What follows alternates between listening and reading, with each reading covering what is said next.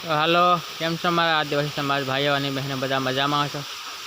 તો જુઓ, અત્યારે બધા આપણા આદિવાસી ભાઈઓ દાહાજના બધા ભાગ રાખે છે. તો હવે એમનું વાવેતર બધું પાકવા આવ્યું છે. તો આ વિડીયો તમે જોઈ લો.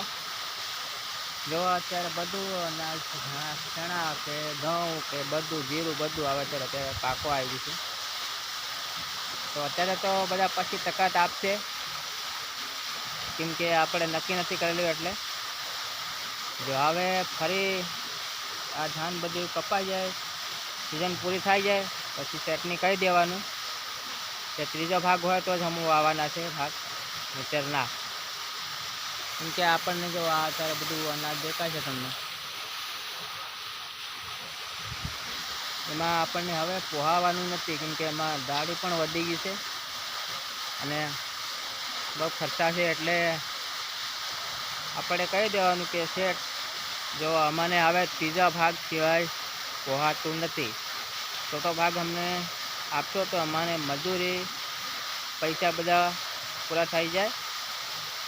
એટલે હવે કપાસ વાવવા આવશો ચોમાસાનો ત્યારે કહી દેવાનું, અહીંયાથી ફિક્સ કરીને જવાનું કે આ અનાજ બધી સિઝન પૂરી થઈ જાય પછી કહી દેવાનું હું ત્રીજો ભાગ લેવાના છે.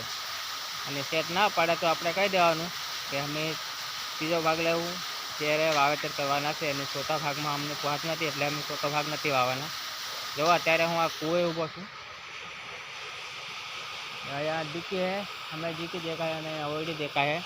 અહીંયા કૂવો હે, અહીંયા અત્યારે અહીંયા સામે તમને દેખાતું હશે, અહીંયાથી કેનાલ હે, ઓલું ઝાડવું દેખાય અહીંયા. અહીંયા તો જો અહીંયા કૂવામાં પાણી આવે છે, અહીંયાથી પછી જાય છે ખેતરમાં.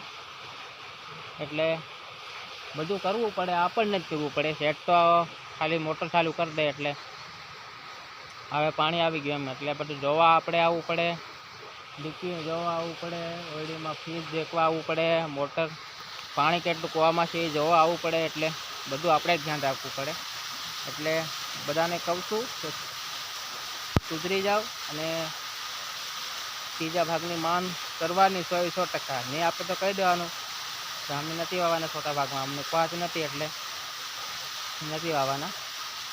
અને આ વર્ષે તો 100% બધાને કહું છું, મારા આદિવાસી સમાજને, કે ત્રીજા ભાગ સિવાય કોઈ ભાગ નહીં વાવતા હોય.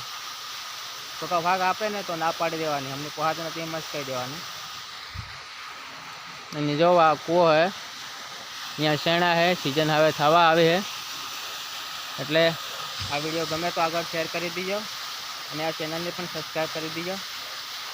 અને જય જોહાર, જય આદિવાસી.